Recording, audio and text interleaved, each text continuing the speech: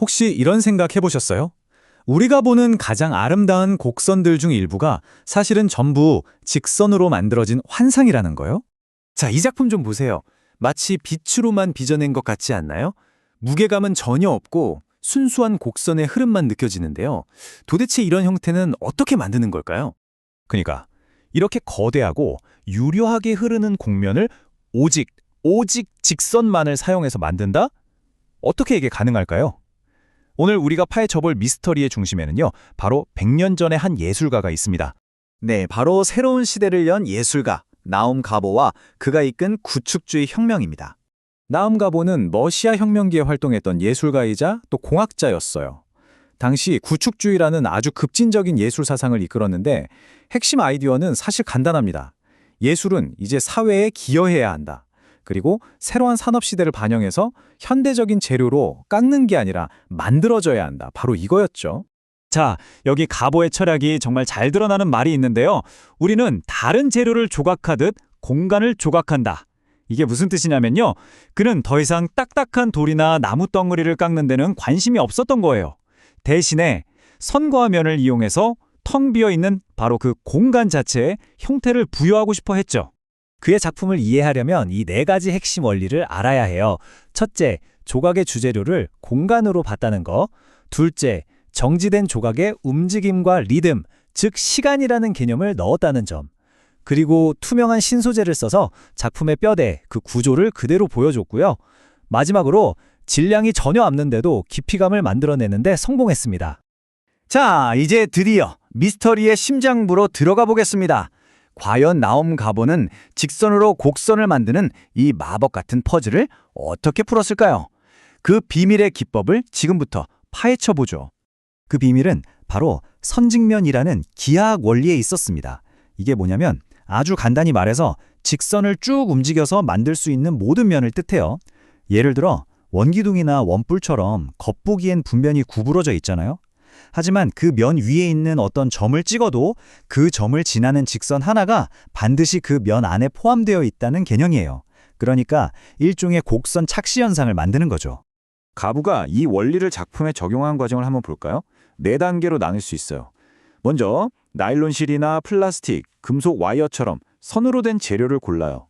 그 다음 이 직선들을 아주 정교한 각도와 간격으로 배열해서 서로 교차시킵니다. 그러면 신기하게도 이 직선들의 집합이 마치 부드러운 곡면처럼 보이는 시각적인 효과를 만들어내죠.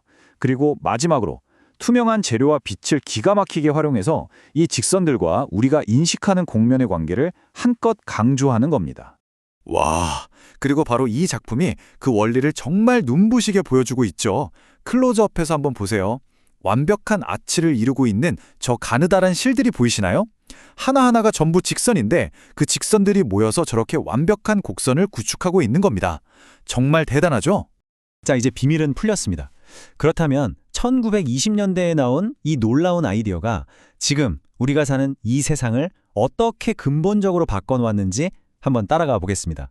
이 두 이미지를 보면 가보의 생각이 어떻게 이어져 왔는지 그냥 한눈에 보입니다. 왼쪽은 교차하는 평면들로 만든 그의 초기 작품이고요.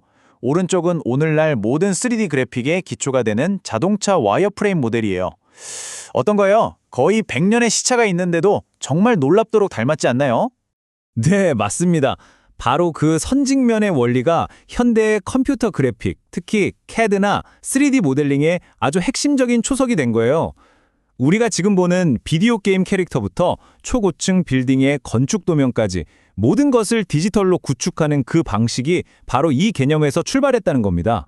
그래서 가보의 영향력은 이제 정말 우리 주변 어디에나 있다고 해도 과언이 아니에요. 현대 건축 당연하고요. 디지털 제작 기술, 데이터 시각화, 미디어 아트와 설치 미술, 그리고 공학과 디자인 분야까지 정말 상상 이상으로 다양한 분야에 그의 아이디어가 뿌리 깊게 스며들어 있습니다. 건축 분야를 한번 보세요.